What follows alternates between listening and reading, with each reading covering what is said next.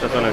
যে দুইটা ইস্যু নিয়ে আসলে একটা বার্নিং ইস্যু, যেটা বাংলাদেশ একাডেমির একটা অ্যাপোলজি লেটার নিয়ে পিন্টু সাহেব যেটা পাঠিয়েছেন, এই ব্যাপারে আলম সাহেব বক্তব্য দিয়েছেন এবং তার সাথে মানে লেফটেন্যান্ট কর্নেল হুদা, কুতুবি ভাই, তারপরে আপনার মজিদ সিদ্দিকী, তারপর ডক্টর আবুল হাশেম, শাহ আলম, অনেকেই বক্তব্য দিয়েছেন।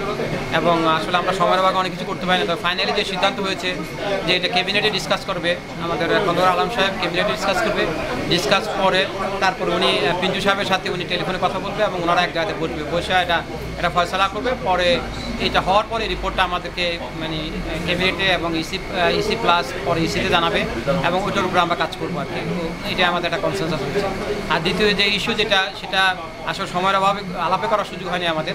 তো মোটামুটি একটা ধারণা হয়েছে যে আমরা চাচ্ছি যে এটা ক্যাবিনেট এবং ক্যাবিনেট ক্লাসে আগে আলোচনা হোক, যে এবং এটা কুদ্দুস খান কীভাবে উনি ডিল করবেন এবং বাংলাদেশ একাডেমির কোমনা ইস্যু নিয়ে সেটা আমরা আলোচনা করি এবং ওটা নিয়ে আমরা নেক্সট মিটিংয়ে আমরা আরও ডিটেলস কথা বলবো। এবং আমি মনে করি যে এই দুইটা ইস্যু নেক্সট মিটিংয়ে অবশ্যই আমাদের শেষ করা উচিত। এটা ঝুলে রাখার কোনো দরকার নেই। We have to face the truth এবং এভরিথিং থিং।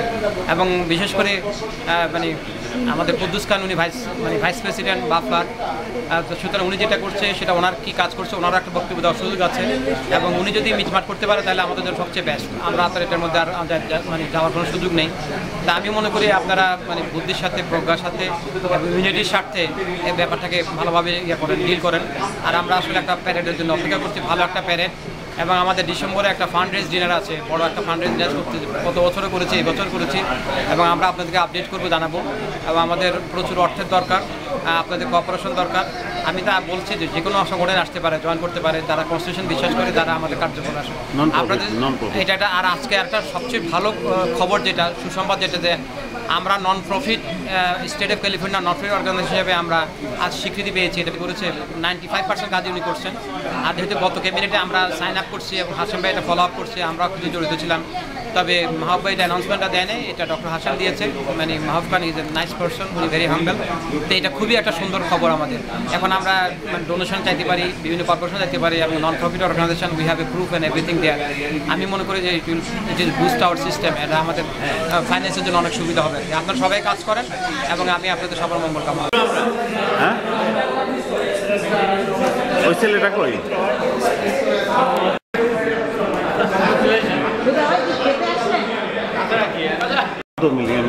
মানুষ আসছে, এটা আসলে বাপলার জন্য কিন্তু খুব ভালো।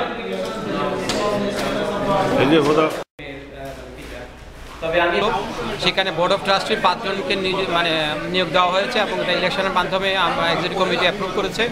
তারপর 2 জন মেম্বার তারা ক্যাবিনেটে আসছে, একজন হচ্ছে অর্গানাইজিং সেক্রেটারি, আরেকজন হচ্ছে কালচারাল সেক্রেটারি এবং chairman adviser of the council of chairman, ওনাকে নির্বাচিত করা হয়েছে। বিউটিতে 5 জনের মধ্যে প্রথম হচ্ছে আপনার ডক্টর রফিকুল আলম, উনি আসছেন। তারপরে ডক্টর রেজাউল করিম উনি আসছেন, আবুল কাসেম তো আমি আছি, বদিউল আলম উনি আমাদের একজন মেম্বার, একজন হচ্ছে তাহমিনা মোর্শেদ বিনা ভাবি। তো এই 5 জনের একটা মানে মনোনীত হয়েছে। 2টা পজিশন আমরা বাই কনস্টিটিউশন অ্যামেন্ডমেন্ট করে আসছি, 2 জনকে নির্বাচন করা হয়েছে এবং চেয়ারম্যান অফ অ্যাডভাইজারি কাউন্সিল সেখানে নির্বাচিত করা হয়েছে। তাছাড়া আমরা গত মিটিংয়ের মিনিটস থেকে আমরা পাস করেছি। তারপরে এখানে আমরা আমাদের একটা 6 মান্থের একটা ক্যালেন্ডার দেওয়া আছে বাফলাতে, সেখানে আমরা ওটা নিয়ে ডিসকাস করেছি এবং আমাদের 2টা আইটেম নিয়ে আমরা কথা বলার চেষ্টা করেছি। সেটা হচ্ছে যেমন মনে করেন আপনাদের বাংলাদেশ একাডেমির একটা ব্যাপার নিয়ে আমরা এখানে ডিসকাস করেছি, মানে আমাদের সাথে কথাবার্তা হয়েছে এবং অনেকে মতামত পেশ করেছে এবং ওইটা নিয়ে কাজ করতেছি আমরা। আর একটা হচ্ছে মানে মিস্টার কুদ্দুস খান ভার্সাস বাংলাদেশ একাডেমি, ওনার রেজিস্ট্রেশনের ব্যাপারেও কিছু কথা হয়েছে, কিন্তু আমাদের আসলে সময়ের অভাবে আমরা অনেক কিছুই কভার করতে পারিনি। তবে ইন ডিটেলস আমরা নেক্সট মিটিংয়ে রিজলভ করবো। আমরাও চাই যে কমিউনিটি ভালো হোক, কমিউনিটি ভালোভাবে কাজ করুক, কে কারোর সাথে গ্রাস থাকুক, কারো হিংসা বিদ্বেষ নিয়ে কোনো কমিউনিটি কাজ করা যায় না। আমরা সবার বন্ধুত্ব চাই, সহযোগিতা চাই এবং মানে বাংলাদেশ ইউনিটি ফেডারেশন বাস্তবায়ন আমি বলবো প্রত্যেকের জন্যই দ্বার খোলা। যারা আমাদের কনস্টিটিউশন বিশ্বাস করে, যারা আমাদের নীতিমালা বিশ্বাস করেন, তারা আসবেন এবং এখানে বাধা দেওয়ার কেউ নেই এবং everybody has the raise the voice, তার কথা বলার সুযোগ অবশ্যই থাকবে। আর আমি যেহেতু বিউটিতে এখন আগে আমি জনসাগরের সাথে ছিলাম, আমি এখানে রেজিগনেশন করে এখন বোর্ড অফ ট্রাস্টি একজন মেম্বার হয়েছি।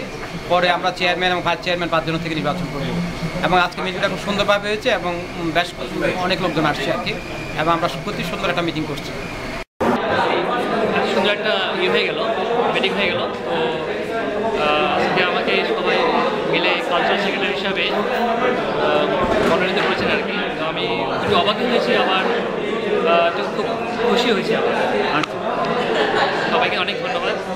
থ্যাংক ইউ আপনাদের সবাইকে যে আমাকে আজকে আপনারা মনোনীত করেছেন আপনার একজন অর্গানাইজেশন সেক্রেটারি হিসাবে।